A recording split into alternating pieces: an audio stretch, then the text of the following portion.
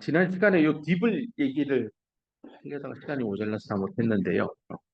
그 딥을에 대한 얘기부터 출발을 하겠습니다. 이 딥을이라는 컨셉은 이게 사실은 숏 채널 이펙트 때문에 생기는 이슈입니다. 채널이 짧아지면서 생기는 여러 가지 부작용. 첫 번째로 문턱 전압 값이 낮아진다라고 했는데 그 말이랑 똑같은 그러니까 일맥상통하는 현상입니다. 먼저 디블이라는 얘기가 도대체 뭡니까? 이제 뭐 풀 네임을 보면 Drain Induced Barrier Lowering,인데 뭐 드레인이 유도해가지고 뭐 에너지 장벽이 낮아지는 거를 의미한다고 합니다. 뭔 말인가부터 일단 살펴보면 소스와 드레인이 가까워지면서 이게 이제 채널이 짧아지는 거죠. 채널이 짧아지면서 소스와 드레인은 물리적으로 가까이 배치될 거고요. 그럼 소스와 드레인이 결국 정전기적으로 커플링이 일어난다라는 얘기입니다. 이게 무슨 뜻이냐면 MOS 구조가 있는데 이 양쪽에 소스와 드레인이 있을 건데요. 이 채널의 랭스가 짧아지면 이렇게 되겠죠. 극단적으로 그리는 게 MOS 구조고 이게 소스 드레인이면 요 둘 사이에 어떤 정전기적인 커플링이 일어난다. 그래서 이게 일렉트로스태틱 커플링이다라는 표현들은 이런 겁니다. 이런 캡이 존재한다라고 보면 되겠습니다. 또는 여기에 내가 전압을 가하잖아요. 드레인 전압을 여기를 접지를 시키면 요 둘 사이에 어떤 정기적인 상관관계가 생기기 시작한다라는 의미입니다. 그러니까 정전기적으로 결합한다라고 뭐 직역을 할 수 있겠는데요. 이 전기적으로 결합을 한다라는 커플링이 된다, 동조된다는 현상이죠. A가 변하면 B도 변하고 동조된다는 의미의 컨셉이 바로 이 캐파시턴스 값입니다. 실제로 이게 N모스면 N하고 P니까요. 앉아서 곰곰이 생각해 보세요. 여기 진짜 캡이 있어? 있잖아요. P&N 다이어드 공부할 때 배웠잖아요. 공필층 이렇게 생기겠죠. 공필층이고 디플리션 레이어가 저는 캐파시턴스 역할을 한다니까 이걸 조금만 더 생각해 보면 공필층이 이렇게 채널이 충분히 길 때는 여기는 공필 영역이 아니잖아요. 이렇게 채널이 짧아지면 공필 영역이 만난다는 얘기죠. 그러니까 이거를 이렇게 솔슈레인을 그려보면 이렇게 공필층이 생겼었는데 얘를 채널 길이를 더 좁히면 이 솔스는 그대로 있을게요. 드레인을 여기까지 끌어당기면 공필층이 뭐 이렇게 만들어지겠죠. 그러면서 여기 두 개의 공필층이 만약에 존재했으면 이게 소스 거고 이게 드레인 거면 이렇게 결합을 하게 된다라는 얘기. 결국 이런 것들이 나타내는 의미는 소스 드레인이 이렇게 있는데 여기 공필층이 다 이렇게 결합을 해버리는 건 여기에 캐파시턴스 값이 소스와 드레인 사이에 존재하는 거죠. 그러니까 정전기적으로 결합해버리는. 이렇게 이해를 하면 좋을 것 같고. 그러면 다음 얘기로 갑시다. 그 결과 드레인의 인간 전압이 영향을 줄 수 있대요. 포텐셜 장벽이래요. 요 장벽이 어디를 말하냐 뒤에 나옵니다. 캐리어의 흐름을 결정하는 포텐셜 장벽인데 어디 거냐면 나오죠. 소스 정션 쪽입니다. 또 밴드 다이어그램 저기 모스 구조의 단면을 다시 떠올려 보면 여기가 소스인데 요 영역 있죠. 뒤꿈치. 요 영역에 소스 정션에 이 소스는 전자 덩어리들이잖아요. 이 전자가 여기서 이렇게 넘어 이동하게 되죠. 요 이동할 때 느끼는 에너지 장벽에 영향을 준대요. 누가요? 주어. 드레인 바이어스니까 여기입니다. 여기에 내가 인가하는 VDS 이 값이 이게 높아지면 요 전자가 이렇게 가는데 요 느끼는 장벽에 영향을 준대요. 이게 뭔 말입니까?를 이해하기 위해서 이렇게 X 방향을 두고 에너지 밴 다이어그램을 한번 생각해 보세요. 그것도 다 배운 얘기죠. M 플러스 P, M 플러스 접합인데 여기는 접지 라인 잡고 이쪽에 전압을 가하는 거죠. 근데 문제는 전압을 하나 가했을 때랑 더 세게 가했을 때랑 더 세게 가했을 때 밴드 다이어그램이 어떻게 변하는지를 그려보면 되겠죠. 약하게 인가됐을 때니까 이게 컨덕션 밴드 H를 생각을 하면 이게 M 플러스고 이게 P니까 원 사이드 PN 접합이니까 이 연하게 도킹된 쪽으로만 밴드 피면 돼요. 쭉 롱채널 갔다가 드레인이니까 M 플러스고 여기는 P니까 어, 연하게 도핑된 쪽으로만 위로 볼록만 참 그리고 아래로 볼록은 거의 없어요. 쭉 갑니다. 드레인이 될 겁니다. 이게 소스고 채널이 되겠죠. 이거 롱 채널이에요. 이걸 이제 쇼 채널로 바꿉시다. 쇼 채널을 바꾸면 이렇게 해서 조금 가다가 슉 떨어져서 딱 갑니다. 여기 쇼 채널이에요. 자, 이제 드레인 전압을 올려봅시다. 말한 대로 드레인 바이어스가 영향을 준대요. 어디에? 소urce 정션 쪽에 있는 캐리어가 흐르는 거에 에너지 장벽이니까 얘 말하는 거예요. 요 포텐셜 장벽 얘 말하는 거예요. 얘가 드레인 전압을 높이면 영향을 받는데요. 특히 언제요? As source drain get closer니까 숏 채널일 때. 그래 봅시다. 이게 뭐 VDS가 예를 들어 0.05V일 때라고 합시다. VDS를 그러면 한 0.5V로 올립시다. 뭐 스케일상 10배니까 한참 꺾어야 되는데 그냥 최대한 한번 꺾어 볼게요. 그리고 올라간 다음에 꺾고 내려가요. 이렇게 될 겁니다. 이 VDS 0.5인데요. 이번에는 더 세게 뭐한 VDS 1V까지 간다고. 그러면 딱 여기서부터 그려봅시다. 이렇게 해서 꺾여 이렇게 될 거예요. 여기서 이제 일이 생깁니다. 요만큼, 요 차이만큼, 델타만큼 장벽이 무너졌습니다. 이걸 극단적으로 그냥 심플하게 그려보면 이렇게 올라간 다음에 쭉 가서 쭉 떨어지는데 이걸 드레인 전압을 세게 가하기 시작하면 이렇게 하다가 이렇게 떨어지는 거예요. 이 드레인 전압을 쫙 올리니까 여기 장벽이 영향을 받죠. 여기 소urce 영역이에요. 소urce의 이 포텐셜 장벽이 요만큼 유지돼야 되는데 원래 요 유지됐죠. 여기 P형 여기 M 플러스. 이 드레인 전압이 세지면서 특히 채널이 짧아지면서 소urce와 드레인이 closer 가까워지면서 이 장벽이 영향을 받습니다. 왜 영향을 아니 그럼 그래프 이렇게 그리면 되는 거 아닙니까? 이렇게 딱 올라왔는데 여기서 확 떨어지기 아니라니까 이게 에너지는 연속이라서요. 이렇게 불연속적으로 잘 못 그려요. 그래서 요렇게 둥그스름하게 요렇게 빠집니다. 궁금하면 티켓을 툴에서 한번 테스트 해보세요. 모스의 채널 길이를 극단적으로 마이크로미터 스케일로 길게 해가지고 드레인 전압 뭐 0.05, 0.51 주고 계산해보고 이 에너지 밴 다이어그램 뽑아서 밴드 다이어그램 살펴보면서 드레인 전압을 일부러 2, 3, 4, 5, 6 쫙쫙 올려보세요. 그럼 채널이 설령 길더라도 이렇게 뻗어 있는 플래토, 평탄한 영역이 길더라도 드레인 전압이 충분히 강하면 얼마든지 요 노란색 선처럼 이렇게 꺾여서 요 델타만큼 에너지 장벽이 무너지는 걸 볼 수 있게 됩니다. 이분은 알겠어요. 모스의 단면을 보고 생각해 보니까 맞는 것 같아요. 근데 이게 가져오는 결과물이 뭡니까? 라는 얘기는 어떻게 측정으로 디블이라고 하는 현상을 정량화할 수 있습니까? 이런 얘기거든요. 그래서 여기 화살표 나온 대로 측정 디블이 일어나기 시작하면 측정되는 결과물은 얘입니다. 스레스홀드 전압이 보다 낮은 게이트 전압을 인가했음에도 전류값은 상당히 많이 흐르기 시작합니다. 당연한 얘기가 요 에너지 장벽은 위에서 이렇게 밑으로 게이트 전압의 버티컬 방향의 전기장에 의해서 요 넘어가는 요 장벽이 컨트롤 돼야 되는데 드레인 전압이 증가하면서 요 장벽을 낮추고 있잖아요. 그러니까 내가 해야 할 일, 게이트가 해야 할 일을 드레인이 좀 도와준 셈이죠. 그러니까 상대적으로 1 줘야 될 걸 0.5만 줘도 채널이 흘러간다는 얘기예요. 그 말은 내가 원치 않지만 전류가 이미 흐르고 있다는 뜻입니다.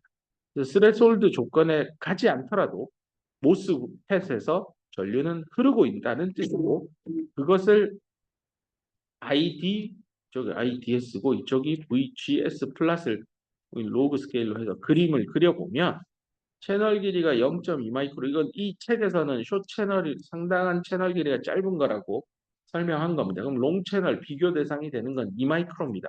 채널 랭스가 10분의 1로 짧아졌죠. 자, 이럴 때 ID, VG 플러스를 여기 측정을 해서 그린 건데요. 요 스페크 노드에서는 파워 서플라이 전압이 3V입니다. 그래서 이 3이 나옵니다. 그리고 사실은 1V 합시다. 1V 아니 그냥 1일 합시다. 네. 1이라고 하면 2마이크로일 때 데이터 보세요. 점선 찍은 거에 이렇게 올라가면 여기죠. 여기. 여기에 이렇게 있는 요 커런트 값이 아마 ION 또는 ID셋이 될 겁니다. ID셋의 정의가 IDS 값인데 언제라고요? VGS, VGS, VDS 전부 다 동전압이 인가되었을 때입니다. VDD를 내가 그냥 1볼트에 잡은 겁니다. 요 드레인도 여기 1이라고 합시다. 네. 그 다음 또 이 마이크로미터 채널 길이를 가는 모스펫, 채널 길이 가지는 모스펫인데 이번에는 VDS를 나눴어요. 소위 말하는 로우, 낮은 VDS를 인가했을 때 IDVD, IDVG 플러스를 찍은 겁니다. 그랬더니 이렇게 커브가 가다가 이번엔 이쪽에서 휘어서 여기서 끝납니다. 그럼 이렇게 잃는 요 전력값이 ID 린이 될 겁니다. 여기서 중요한 게 채널 길이가 이렇게 2마이크로미터 정도로 충분히 길면 스레솔드 전압을 뭐 대충 컨스턴트 커런트로 잘라서 여기라고 했을 때 스레솔드 전압 하단부인 이쪽을 살펴보면 VD가 높을 때나 이런 건 이제 하이 VD라고 합시다. 하이 VDS일 때나 로우 VDS일 때나 그래프의 차이가 거의 없는 걸 눈으로 여기서 확인할 수 있습니다. 이게 롱 채널의 특성을 보여주는 IDVG 플랫입니다. 그렇다면 채널이 짧아지면 IDVG 플랫이 어떻게 바뀔까요? 라고 물으면 낙산 걸좀 치울게요. 요 0.2 마이크로 200나노짜리를 보세요. 요 실선으로 쫙 그은 게 VDS가 낮을 때예요. 로우 VDS입니다. 숫자는 크게 신경 쓰지 마세요. 로우 VDS는 보통 50mV입니다. 업계에서. 지금도 그렇게 쓰고 있고. 그다음 하이 VDS는 이 숫자 신경 쓰지 말고 그냥 VDD를 인가했을 때입니다. 나는 그냥 편의 자격이 1이 있어서 1이라고 했습니다. 그때 커브를 보면 이렇게 찍힙니다. 채널 길이가 롱 채널일 때 점선 두 개 라인하고 숏 채널일 때 실선 두 개를 한번 놓고 그래프를 보세요. 좀 이게 스키매틱으로 간단하게만 그려보면 롱 채널일 때는 커브가 이렇게 찍혀 나왔어요. 아니 숏 채널일 때는. 근데 롱 채널일 때는 이렇게 분화돼. 이런 느낌입니다.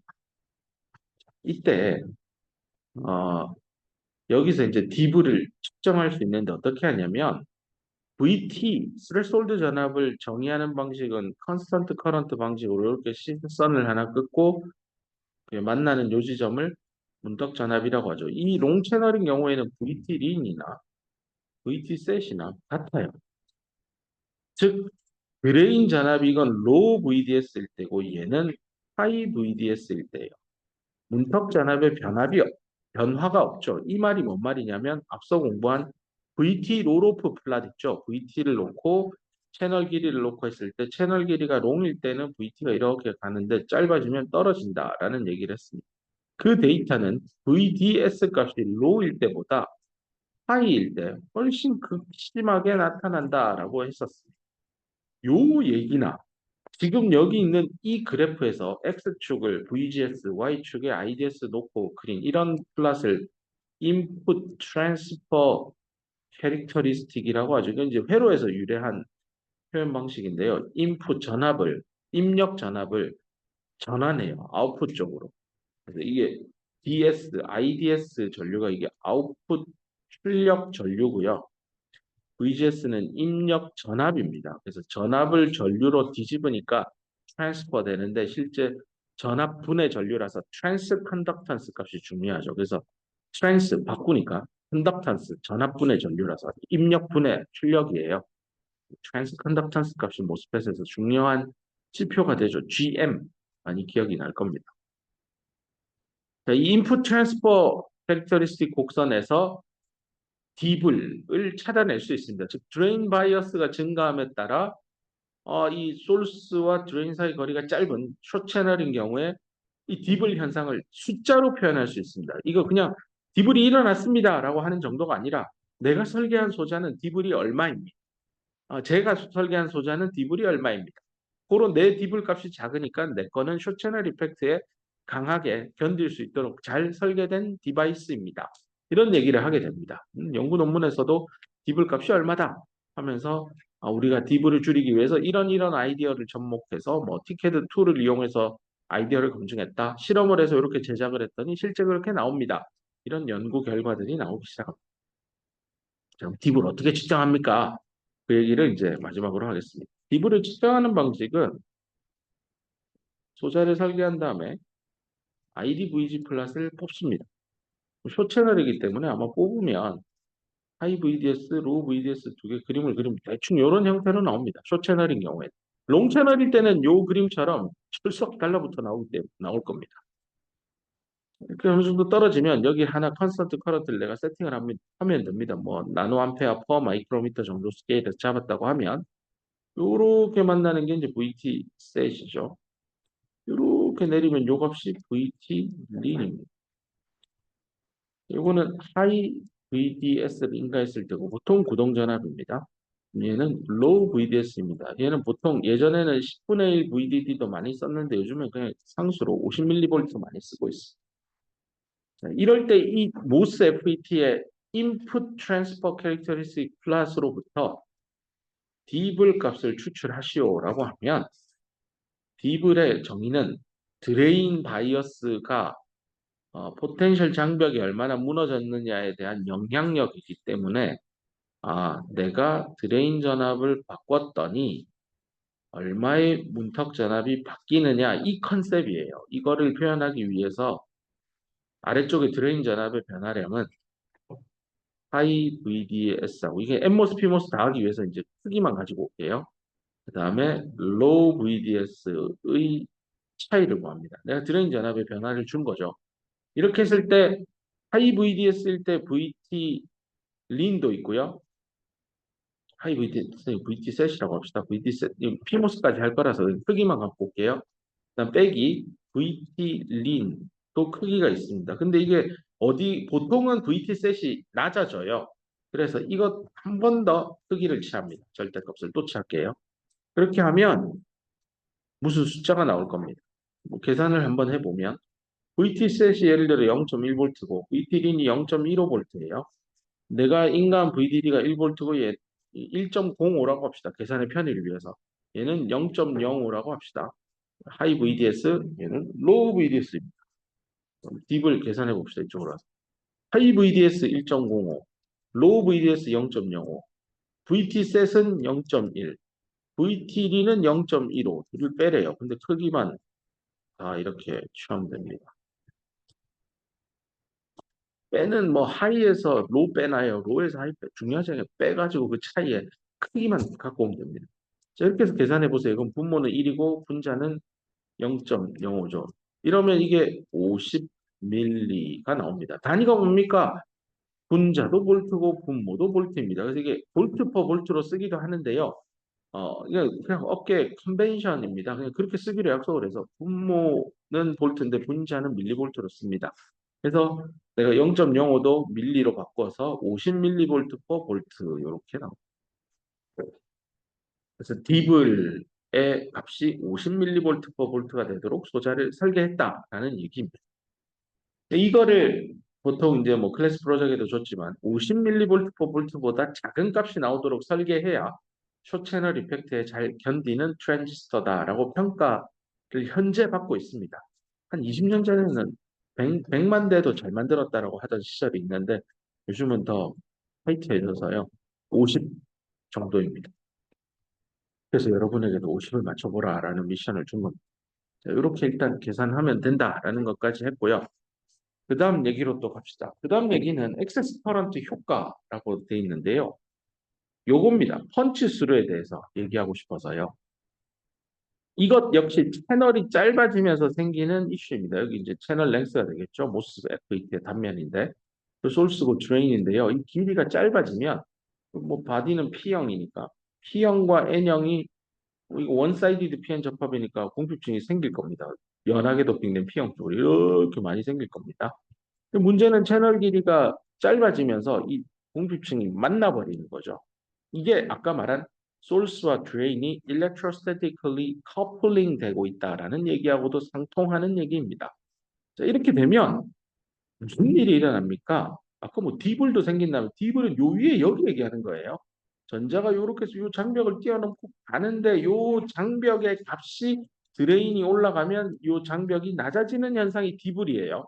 지금 설명하는 거는 이름하여 펀치 스루인데 얘는 뭐냐면 이 인버전 레이어 채널 영역 옥사이드 하단부 그거 상관없이 하단부예요. 하단부. 그래서 이런 건 이제 서피스 아래쪽이라고 해서 서브 서피스라고도 표현합니다. 서피스 하단부. 실제 여기가 서피스잖아요. 요 공핍증 생기는 영역.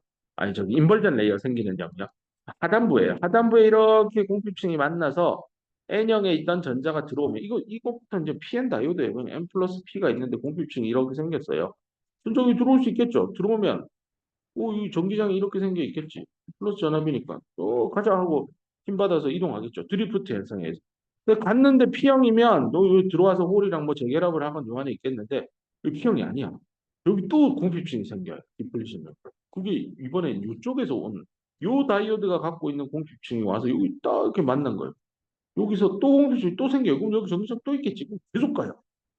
전자가 계속 간다고. 공핍층을 따라. 그래서 공핍층을 따라 이렇게 전자가 가서 그러니까 그게 빠져버리는. 전자가 이동했다. 솔스에서 드레인으로. 드레인에서 솔스로 전류 흐른 거죠. 야, 이거 내가 원하는 전류가 아니죠. 왜? 게이트가 컨트롤하는 전류가 아니잖아요. 트랜지스터의 IDS는 VGS만의 함수여야 돼요. 근데 에라 VGS와 VDS의 함수는 이러면 이거 퍼펙트한 아이디어란 모스펫 아닙니다. 이게 생겼다는 거죠.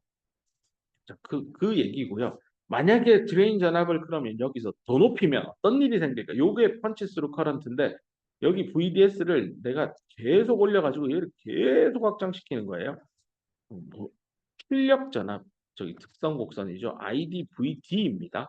IDS, VDS입니다. VGS 아니에요. 일단 뭐 인벌전 레이어 살짝 만드는 정도 수준의 뭐 문턱 전압보다 높은 수준으로 게이트 전압을 인가한 다음에 드레인 전압을 쫙 올려요.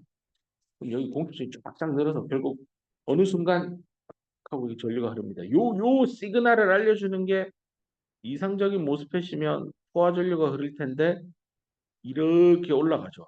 요 차이가 드레인 전압이 요거 기준으로 올라가면 올라갈수록 그 갭은 지수 함수적으로 늘어납니다. 지수 함수적으로 전압을 선형적으로 바꿨는데 드레인 전류가 지수 함수적으로 는다.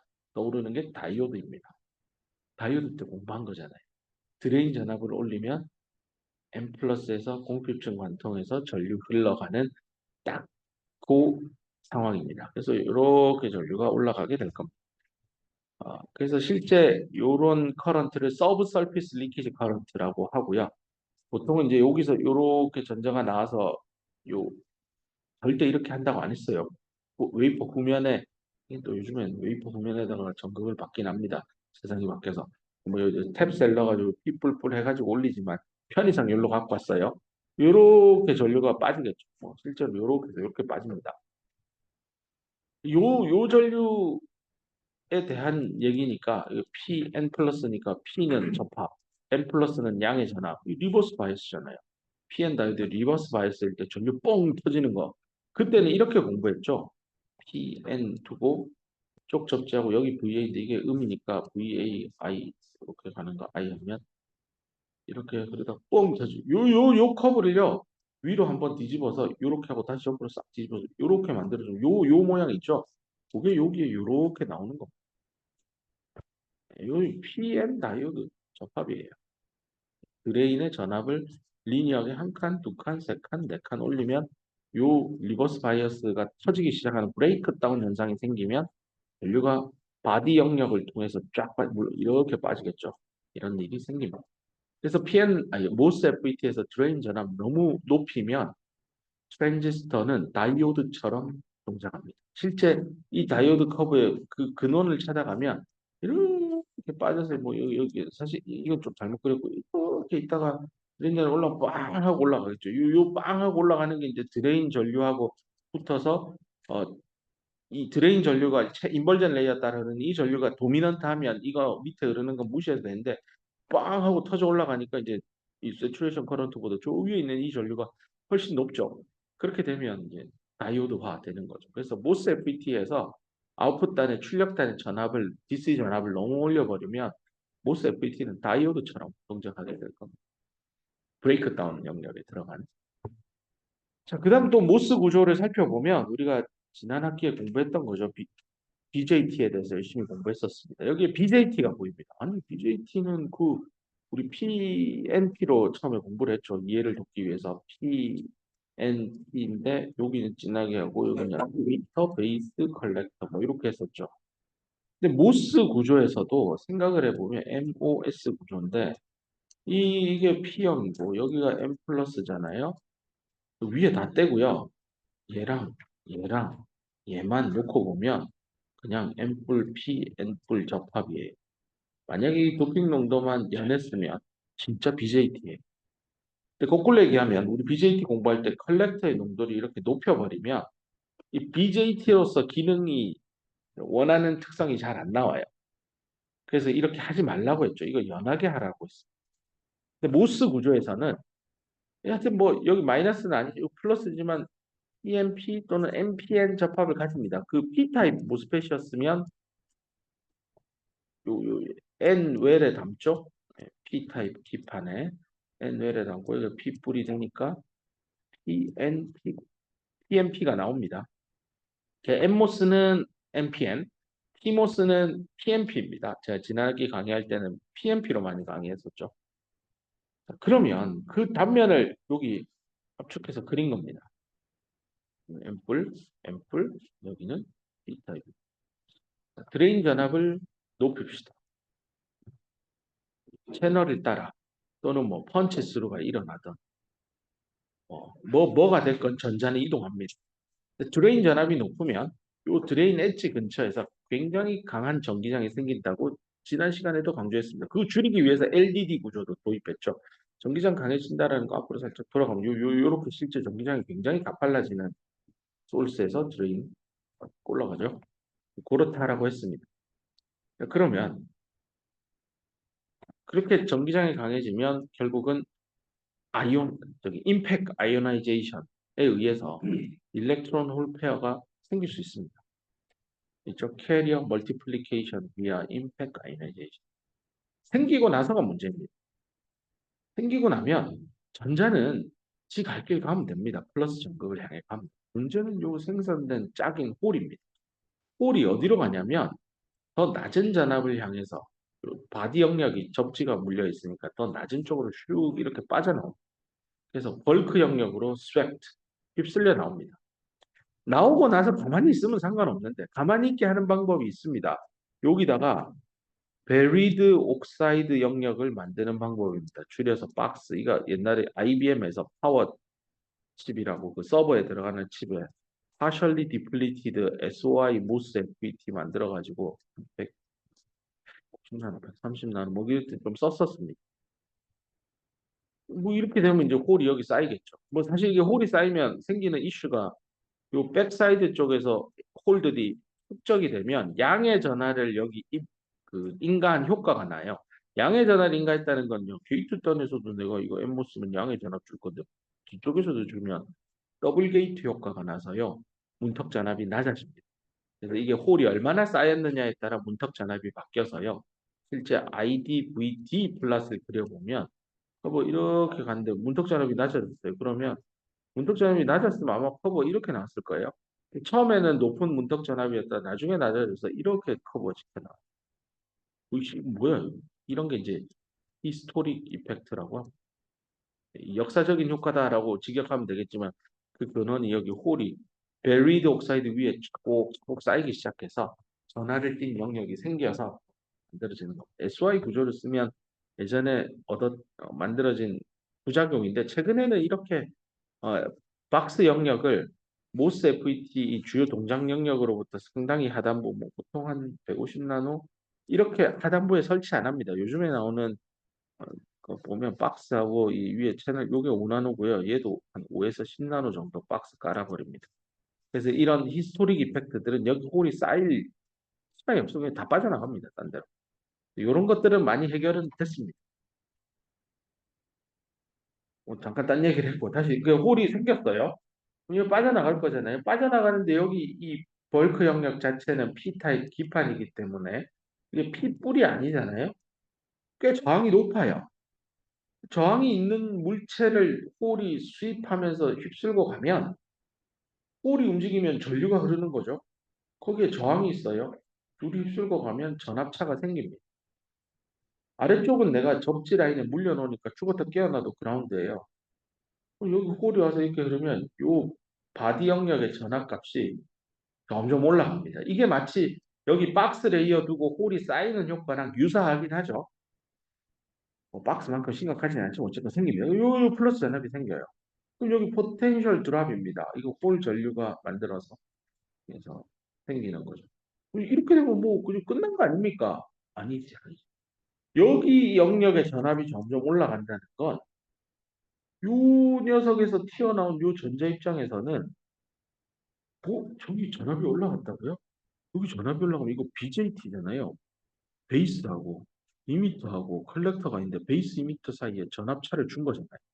요 베이스, 요 NPN이라서 베이스 이미터 사이에 전압차가 생겼네? 그러면 컬렉터 이미터 사이 전류가 흘러요. 이 전자가 빠져나와서 슝슝 달려가기 시작. 요 4번이 나옵니다. 추가적인 전자의 인젝션이 생기고 그게 다시 전류 쪽으로 빨려 들어가니까 전류가 늘어나는 효과가 나.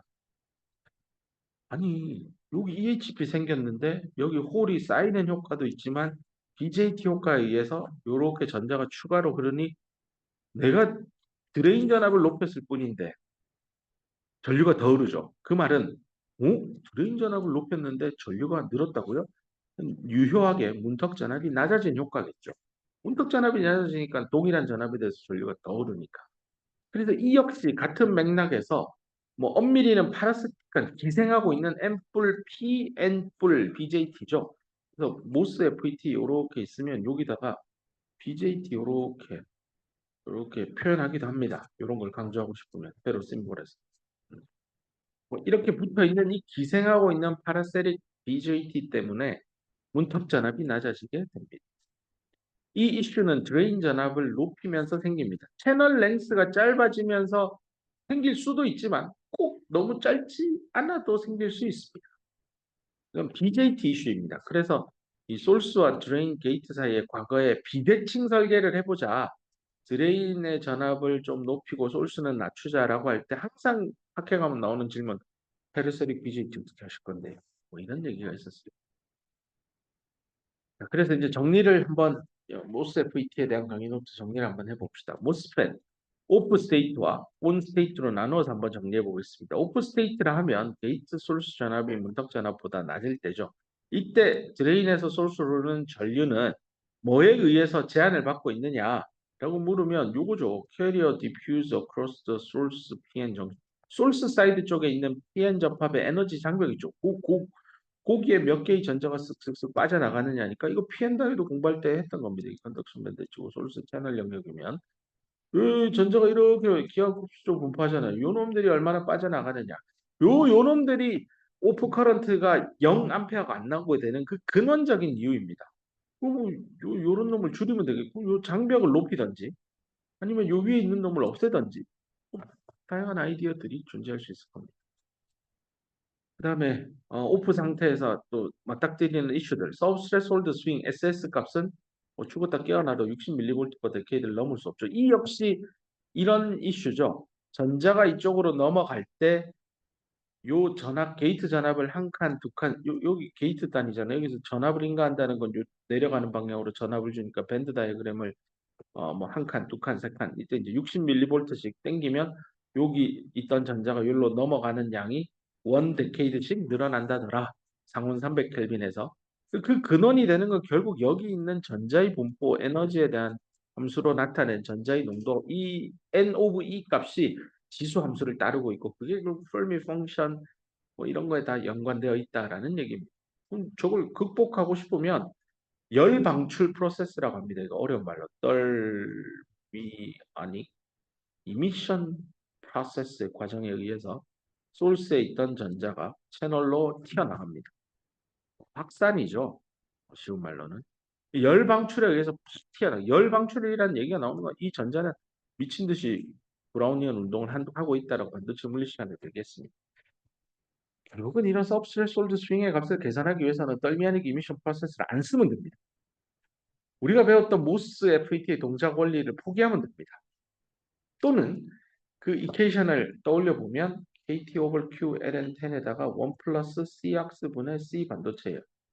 이거를 음으로 만드는 것도 하나의 아이디어일 거고 아니면 이 상수를 포기하면 되니까 동작 방식을 떨미아닉 이미션 프로세스가 아닌 요즘에 나오는 게 뭐 피드백 FET도 써봅시다.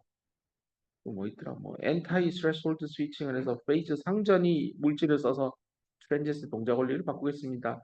또 어떤 분은 기계적인 움직임 MEMS, NEMS 나노미터 스케일입니다. 일렉트로 미케니컬 시스템. 마이크로미터 스케일의 일렉트로 미케니컬 시스템. 이런 메탈 빔을 만들어서 이게 소스고 여기가 드레인인데 여기 게이트 전압 쏘서 메탈을 휘게 만들어요. 전기장 힘을 가해가지고 게이트에 전압 가해서 전기장 줘가지고 금속 바를 움직이게 하는 이런 연구들도 있고요.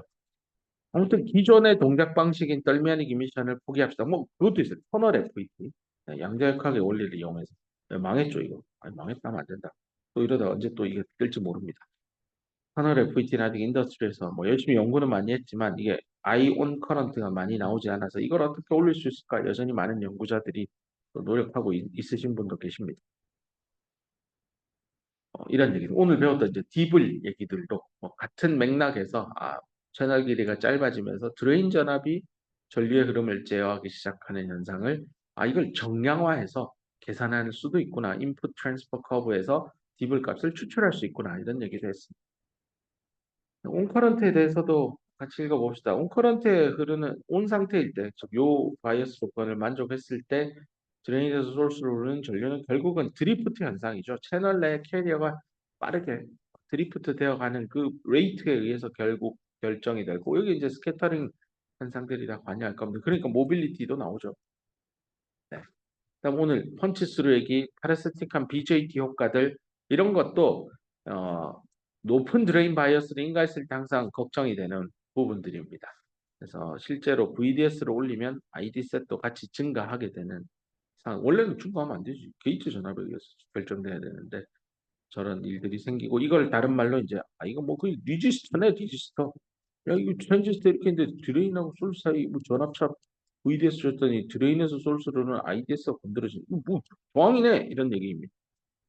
그 다음에 파라세틱한 리지스턴스 이 파라사이트 시리즈 리지스턴스는 우리 지난 시간에 공부한 대로 이게 소스와 드레인에 LDD 구조를 도입하게 되면 너무 이 정션 뎁스가 얇죠.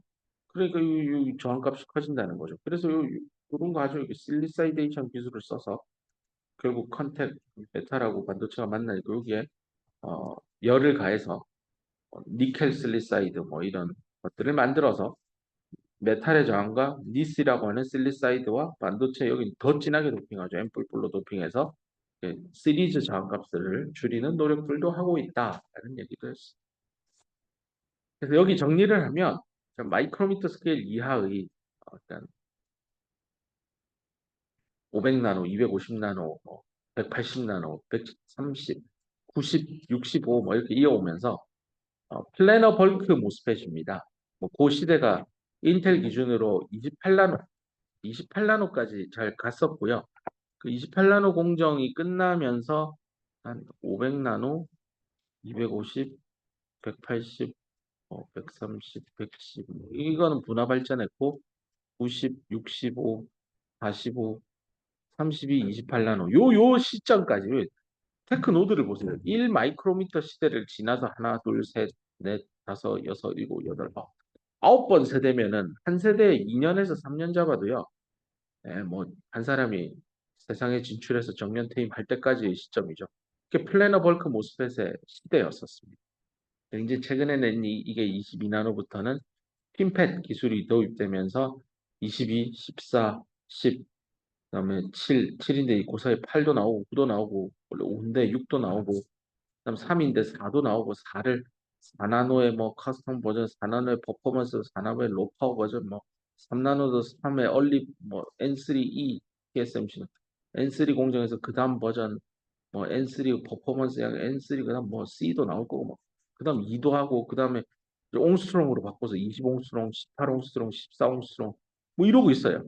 근데 요 3나노 시점 22나노 하나, 둘, 셋, 넷, 다섯, 여섯인데 뭐 중간중간 일곱, 여덟 더 모으면 한 거의 10세대 정도를 또 핀팻이라고 하는 3차원 소자가 나오면서 2011년부터 2024년까지 한 15년 정도 쭉 성장했죠. 그 다음이 또 뭐가 될지는 이미 정해져 있습니다. 게이트 오러라운드 FET 시대가 열릴 겁니다. 이것도 뭐 한 대여섯 세대는 쭉 갈 겁니다.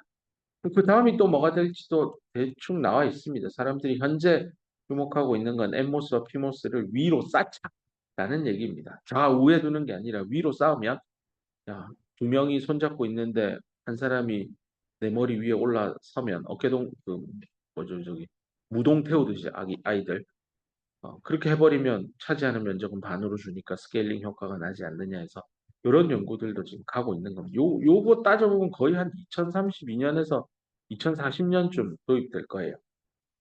2040년이면 지금 수업 듣고 있는 학생이 20살 기준이면 대충 한 35살 때쯤이니까 세상에 나가면 그 다음 거에 대해서 자기가 생각해야 될 겁니다. 세상은 이렇게 움직이고 있고 그 과거에 이런 플래너 벌크 모스펫이 어떻게 발전되어 왔고 어떤 요소 기술들이 디바이스 하시는 분들 고민을 했냐 요거 얘기했죠. 실리사이드 그다음에 스페이서를 어떻게 만들 거냐 얘기도 했고 요 게이트 하이케이 메탈 게이트 기술도 들어왔고 채널에 리트로그레이드 도핑 프로파일이라고 채널 하단부를 진하게 도핑하는 것도 있었고 LDD 들어오면서 딥솔 트레인도 만들었고 결국 이걸 한번 쭉 살펴보면 크게 두 방향이에요. 레터럴한 방향의 엔지니어링 하시는 분이 있어요. 주로 드레인 전압을 어떻게 영향력을 최소화할 거냐, 딥을 이런 거 어떻게 줄일 거냐, VT 롤오프 어떻게 막을 거냐 이런 얘기들. 또 한켠에서는 버티컬한 방향이에요. 어떻게 하면 정션의 뎁스를 얇게, 쉘로우하게 할 거냐, 어떻게 하면 이 옥사이드의 두께를 얇게 할 거냐, 또 이 전체 게이트 스택의 이 높이도요. 계속 매 세대별로 줄었어요. 어떻게 하면 높이를 줄일 거냐? 뭐 이런 얘기. 그래서 X 방향, Y 방향에 따라서 다 스케일링 다운 하면서 플래너 벌크 모스펫은 끝까지 우려먹었습니다. 10개 이상의 테크 노드에서 계속 우려먹었고 그 과정에서 아까 잠깐 언급했던 SOI 모스펫도 등장을 했었습니다. 그래서 보면 이 띵바디 모스펫에 대한 컨셉이 플래너 벌크 모스펫의 수명이 다해가면서 생기기 시작했습니다. 이거 살펴보면 이렇게 생긴 플래너 벌크 모스펫에서 이슈들이 요 밑에 요렇게 서브서피스 리퀴지 커런트 펀치스루 파라세릭 BJT들이 나오니까 사람들이 로지컬리 이성적으로 생각해 볼 수 있는 아이디어는 이런 영역을 다 싸그리 없앨 수 있도록 여기에다가 인슐레이터를 잡아넣자 라는 얘기죠. 그게 이제 베리드 옥사이드 박스 영역을 넣는 기술입니다. 그러다 보니까 요 위에 있는 게 실리콘인데 어디 위에 있죠? 박스라고 하는 인슐레이터 위에 있죠. 그래서 SOI 모스 FET에 대한 연구가 뭐 2000년, 2010년대까지 쭉 이어져 왔습니다. 그럼 여기 소스 트레인이 이렇게 되는 거죠. 자, 이럴 때 이거를 SOI로 보지 말고 실제로 채널에 여기 인벌전 레이어 채널에 요걸 보면 이걸 극단적으로 SOI 영역이라고 하는데 얘의 두께를 뭐 100나노 10나노, 5나노, 3나노 이렇게 극단적으로 줄여버려요. 그러면 요 영역 자체가 바디 역할을 해야 되는데 그게 굉장히 얇은 띵 바디가 돼. 이걸 더 짧아서 울트라 띵 바디에서 UTB라고 핵심어로 검색하면 UTB SOI 모스펫 검색하면 대부분의 얘기가 어떻게 하면 이 SOI 레이어, 이 실리콘이죠. 실리콘 레이어를 얇게 박스 레이어 위에 올릴 수 있을까? 이거는 또 웨이퍼 프로바이더, 웨이퍼 벤더사들의 고민일 겁니다. 그래서 소이텍이라는 기업이 핫했었죠. 지금도 있습니다. 소이텍의 스마트 컷 기술을 써서 저걸 뭐 3나노까지 줄일 수 있어서 UTB 모스 FET가 만들어졌습니다. 근데 이런 맥락에서 야, 꼭 이렇게 SOI 웨이퍼를 써야 되냐? 그러지 말고 실리콘 영역 자체를 이렇게 볼떡하게 세워서 요 폭을 굉장히 좁게 하고 요거는 엄청 높게 하자. 그렇게 하면 형태가 만들어지는 거 아니냐. 이런 걸 만들어 보자고 제안을 하는 거죠, 사람. 요렇게 하고 요 앞면 쪽에 두툼하게만 만들고 뒤에다 두툼하게 만들고 여기 소urce 드레인 잡고 가운데가 채널인데 봐봐. 채널이 엄청 좁지. 그럼 게이트는 이렇게 올리자는 거죠, 게이트. 이렇게 게이트 물질을 올려버리자는 컨셉도 있었어요. 요게 핀, 요 얄팍한 이 네로하면서 굉장히 톨한 원래는 fin shaped 된 FET를 만들자. 근데 요걸 줄여서 사람들이 FinFET이라고 하고 더 줄여서 그냥 FF라고 쓰기도 합니다. 자, 그래서 이 띵바디, 띵 채널 계열의 트랜지스터 연구들이 90년대 후반부터 줄을 이루기 시작합니다. 미래 기술로 이제 각광받기 시작했죠. 요 위에 있는 그래프는 이게 아마 그 월터 브레드하고 존 바딘 뭐 해가지고 벨랩에서 처음으로 트랜지스터 개발하신 분들 사진이고 그 이제 이렇게 해서 플래너로 들어오고 핀패스로 가서 이게 이제 네, 지도 교수님이에요. 수제 킹루 교수님이라고 핀펫 개발자 중에 한 분이고 요 분이 첸밍후예요. 대만에서 학부 마치시고 MIT에서 박사하시고 버클리 교수 돼가지고 네, 어마어마한 역량을 보이십니다. 요 이제 보커 교수님인데 이분 수업 초에도 했었는데 아무튼 네 이분들이 만든 얘기가 바로 여기 와플 모양을 띤 이 핀펫입니다. 요게 요 라인을 따라 이렇게 얄팍한 어떤 요 담벼락 같은 거 보이죠? 이렇게 세워져 있죠. 요 담벼락. 요 뒤에도 있고 보일 겁니다. 이 담벼락 같은 거. 여기도 있죠. 이렇게. 요게 핀이고요. 그 핀 위를 요 방향으로 게이트가 얹혀져 있는 구조입니다. 요런 핀 FET. 이건 이제 멀티 핀입니다. 핀이 하나, 둘, 셋, 넷, 다섯, 여섯 개 있는 구조네요. 제일 끝에 요 길쭉한 박이 이제 소스고 요쪽이 드레인이라고 보면 될 겁니다. 이런 트랜지스터 개발 역사의 맥락을 어떻게 캐치해내고 어떻게 찾았을까 사람들이 이유는 하나입니다. 플래너 버크 모스펫의 한계가 무엇인지 기술적으로 잘 이해하고 있으면 그 다음 가야 할 길은 채널의 두께를 얇게 하는 게 답이겠구나. 그 채널 길이의 두께를 얇게 하는 방법은 크게 SOI 모스펫을 쓰든지 아니면 핀과 같은 모양을 만들어서 핀펫으로 가든지 딱 두 부류구나.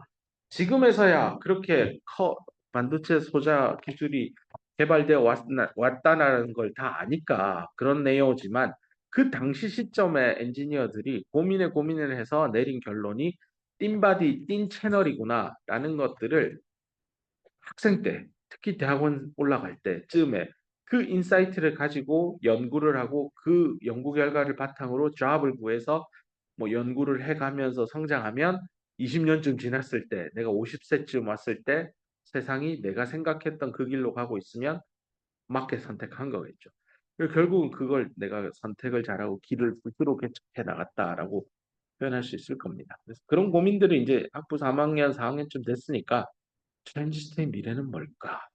띵바디까지 와서 핀펫까지 갔대. 핀펫의 끝판대망은 게이트 오러라운드 구조인데 걔도 나노 와이어 타입을 할까 나노 시트 타입을 할까 고민하다가 결론은 나노 시트로 갔어요. 이유는 딱 한 줄입니다. 전류의 양을 볼륨을 키워야 전류가 많이 흐르니까 나노 시트로 갔습니다. 그 다음 기술은 N타입의 나노 시트 FET와 P타입의 나노 시트 FET를 위아래로 쌓아 올리는 쌓는 거에도 공정 기법이 두 가지가 있습니다. N모스만 한쪽에 만들고 P모스만 한쪽에 만들어서 다이와 다이, 칩과 칩을 갖다 붙이는 시퀀셜한 방식의 CPET 공정이 있을 거고요. 또 하나는 웨이퍼 위에다가 그냥 쭉 식각 다 해가지고 N모스, P모스 될 거를 한 번에 다 만듭니다. 이런 것들을 모놀리틱 CPET 기술이라고 합니다. 그래서 시퀀셜 CPET, 모놀리틱 CPET 이런 것들이 지금 많이 연구되고 있고 대학원 연구실에 가게 되면 그런 거 연구하는 선배들 만나게 될 겁니다. 근데 거기에 멈추지 마세요. 그 다음은 무엇이 될 것인가도 고민해 봐야 될 겁니다. 다음 시간에 이론 수업할 때는 이 1950년으로 다시 돌아가서요. 이 디퓨시브 트랜지스터라고 되어 있는데 다 배웠던 겁니다. BJT 왼쪽에 보일 거고 모스펫 보입니다. 이 모스펫의 떨미아닉 이미션 프로세스의 한계가 무엇인지, 서브스레솔드 스윙의 한계, 디블의 이슈 다 배웠던 거 이렇게 요약 정리 한번 할 겁니다. 그런 다음에 현재 맞닥뜨리고 있는 이슈는 파워 이슈입니다. 특히 파워 덴서티는 끊임없이 늘고 있고 심지어 패시브 파워 덴서티나 액티브나 비등비등해져서 문제입니다. 즉 일을 할 때나 안 할 때나 전력 소모량이 같다라는 겁니다. 그래서 나온 아이디어가 바디를 줄여보자. 극단적으로 1000배 이상 이게 극단적으로 5나노, 10나노 이 정도 언저리까지 왔더니 실제 리키지 커런트가 3데케이드 좋아지더라고 하는 아까 그 화면에 핀펫 개발하신 분이에요라고 하는 첸밍우 교수님 연구실에서 이런 결과들이 여러분 쓰고 있는 센토로스 티켓 툴만 갖고 아이디어만 갖고도 이런 논문을 썼었습니다. 그 뒤에 뒤따르는 얘기들 여기 보이는 대로 옥사이드 층을 넣어서 요 SY 레이어를 얇게 요 IBM에 만든 거 보세요. 여기 시커먼 요 레이어가 채널 영역입니다. 그 위에 흰색으로 얄팍하게 있는 요게 옥사이드고요. 그 위에 시커먼 게 이제 메탈 게이트입니다.